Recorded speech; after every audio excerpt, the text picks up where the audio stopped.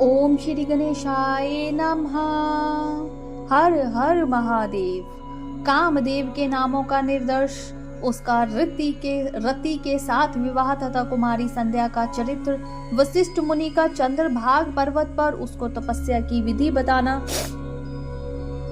ब्रह्मा जी कहते हैं, मुने तदनंतर मेरे अभिप्राय को जानने वाले मृषि आदि मेरे पुत्र सभी मुनियों ने उस पुरुष का उचित नाम रखा। दक्ष आदि प्रजापतियों ने उसका मुख देखते ही परोश के सारे वृतांत जानकर उसे रहने के लिए उत्तम स्थान और पत्नी प्रदान की। मेरे पुत्र मरीचि आदि दिग्गजों ने उस पुरुष के नाम निश्चित करके उससे यह युक्ति युक्त बात कही। ऋषि बोले, तुम जन्म लेते ही हमारे मन को भी मथने लगे हो, इसलिए लोक में मंथन नाम से विख्यात हो गए। मनोभव, तीनों लोक में तुम इच्छा अनुसार रूप धारण करने वाले हो, तुम्हारे समान सुंदर दूसरा कोई नहीं। अतः काम रूप होने के कारण तुम काम नाम से भी विख्यात हो। लोगों को मत बना देने के कारण तुम्हारा एक नाम मदन होगा। तुम बड़े दर्पण से उत्पन्न हुए हो, इसीलिए दर्पक कहलाओगे। और सदर्पण होने के कारण ही जगत में कंदर्प नाम से भी तुम्हारी ख्याति होगी। समस्त देवताओं का सम्मिलित बल पराक्रम भी तुम्हारे समान नहीं होगा, अतः सभी स्थानों पर तुम्हारा अधिकार होगा और तुम सर्वव्यापी होगे। जो आदि प्रजापति हैं वे ही ये पुरुषों में श्रेष्ठ। दक्ष तुम्हारी इच्छा के अनुसार पत्नी स्वयं देंगे। वह तुम्हारी कामिनी, तुमसे अनुराग रखने वाली होगी। ब्रह्मा जी ने कहा, मुने तदनंतर मैं वहां से अदृश्य हो गया। इसके बाद दक्ष मेरी बात का स्मरण करके कंदर्प से बोले, कामदेव मेरे शरीर से उत्पन्न हुई मेरी ये कन्या सुंदर रूप और उत्तम गुणों से सुशोभित है। इसे तुम अपनी पत्नी बनाने के लिए ग्रहण करो। ये गुणों की दृष्टि से स्वतः तुम्हारे योग्य है। महातेजस्वी मनोभव, ये सदा तुम्हारे साथ रहने वाली और तुम्हारी रुचि के अनुसार चलने वाली होगी। धर्म अथाह यह सदा तुम्हारे अधीन रहेगी। ऐसा कहकर दक्ष ने अपने शरीर के पसीने से प्रकट हुई उस कन्या का नाम रति रख कर उसे अपने आगे बिठाया और कंदर्प को संकल्प पूर्वक सौंप दिया। नारद दक्ष की वह पुत्री रति बड़ी रमणीय और मुनियों के मन को भी मोह लेने वाली थी। उसके साथ विवाह करके कामदेव को भी बड़ी प्रसन्नता हुई। अपनी रति नामक सुंदर स्त्री को देखकर उसके हाव भाव आदि से अनुरंजित हो कामदेव मोहित हो गए। तात उस समय बड़ा भारी उत्सव होने लगा जो सबके सुख को बढ़ाने वाला था। प्रजापति दक्ष इस बात को सोचकर बड़े प्रसन्न थे कि मेरी पुत्री इस विवाह से सुखी है। कामदेव को भी बड़ा सुख मिला, उसके सारे दुख दूर हो गए। दक्ष कन्या रति भी कामदेव को पाकर बहुत प्रसन्न हुई। जैसे संध्या काल में मनोहारिणी विधुमालना के साथ मेघ शोभा पाता है, उसी प्रकार रति के साथ प्रिय वचन बोलने वाला कामदेव बड़ी शोभा पा रहा था। इस प्रकार रति के प्रति भारी मोह से युक्त रतिपति कामदेव ने उसे उसी तरह अपने हृदय के सिंहासन पर बिठाया जैसे योगी पुरुष योग विद्या को हृदय में धारण करता है। इसी प्रकार पूर्ण चंद्रमुखी रति भी उस श्रेष्ठ पति को पाकर उसी तरह सुशोभित हुई जैसे श्री हरि को पाकर पूर्ण चंद्रनयना लक्ष्मी शोभा पाती हैं।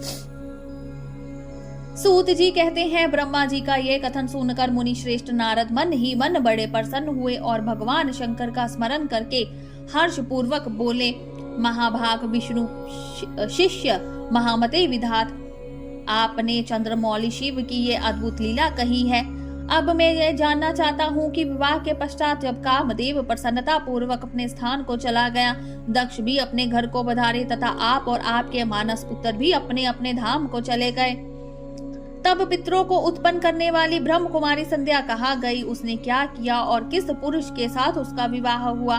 संध्या का ये सब चरित्र विशेष रूप से बताइए। ब्रह्मा जी ने कहा, मुने संध्या का वह सारा शुभ चरित्र सुनो जिसे सुनकर समस्त कामनियों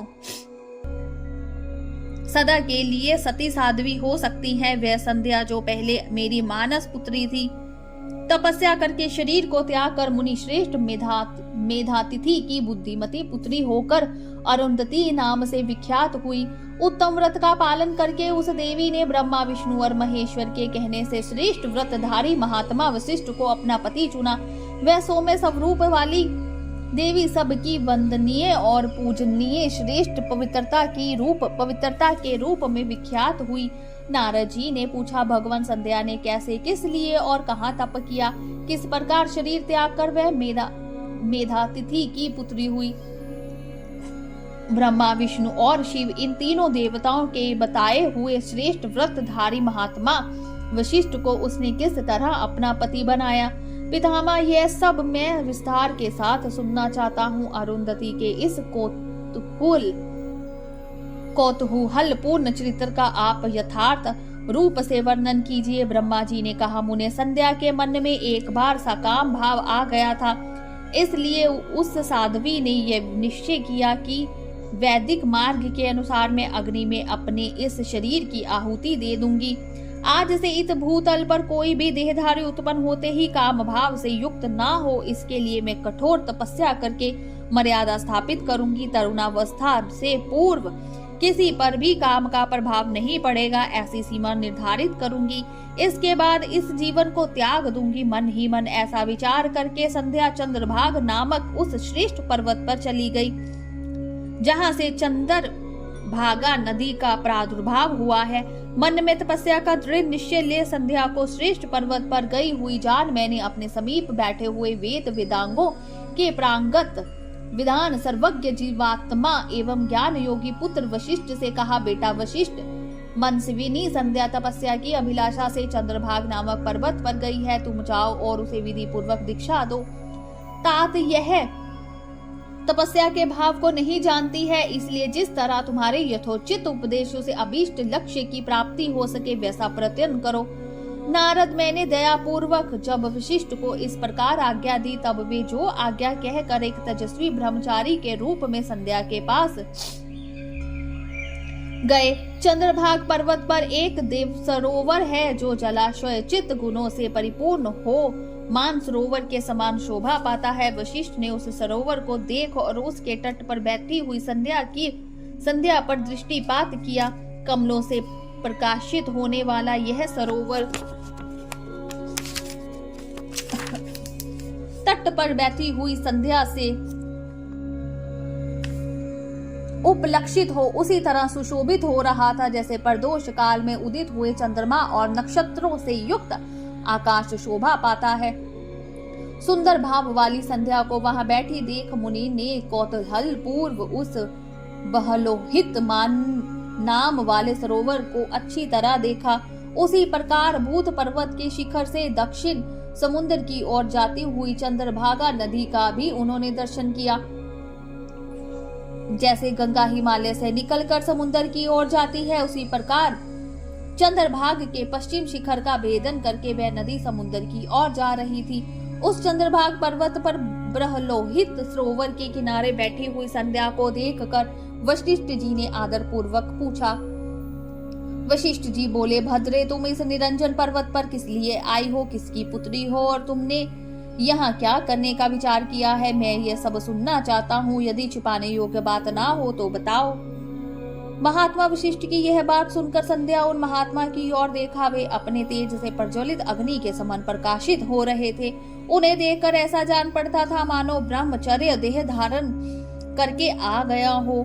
जो मस्तक पे जटा धारण किए बड़ी शोभा पा रहे थे। संध्या ने उन तपोधन को आदर पूर्वक प्रणाम करके कहा। संध्या बोली, ब्राह्मण, मैं ब्रह्मा जी की पुत्री हूँ, मेरा नाम संध्या है और मैं तपस्या करने के लिए इस निरंजन पर्वत पर आई हूँ। यदि मुझे उपदेश देना आपको उचित जान पड़े तो आप मुझे तपस्या की विधि बताइए, मैं यही करना चाहती हूँ। दूसरी कोई भी गोपनीय बात नहीं है। मैं तपस्या के भाव को, उसके करने के नियम को बिना जाने ही तपोवन में आ गई हूँ, इसीलिए चिंता से सूखी जा रही हूँ और मेरा हृदय कांपता है। संध्या की बात सुनकर ब्रह्मवेत्ताओं में श्रेष्ठ वशिष्ठ जी, जो स्वयं सारे कार्य के ज्ञाता थे, उससे दूसरी कोई बात नहीं पूछी। वह मन ही मन तपस्या का निश्चय कर चुकी थी और उसके लिए अत्यंत उद्यमशील थी। उस समय वशिष्ठ जी ने मन से भक्त वत्सल्य भगवान शंकर को स्मरण करके इस प्रकार कहा। वशिष्ठ जी बोले, शुभानने, जो सबसे महान और उत्कृष्ट तेज है, जो उत्तम और महान तप है, तथा जो सबके परम राध्य परमात्मा है, उन भगवान शंभु को तुम हृदय में धारण करो, जो अकेले ही धर्म, अर्थ, काम और मोक्ष आदि के कारण है। उन त्रिलोकी के आदि सृष्टा आदित्य पुरुषोत्तम शिव का भजन करो। आगे बताए जाने वाले मंत्र से देवेश्वर शंभु की आराधना करो, उससे तुम्हें सब कुछ मिल जाएगा।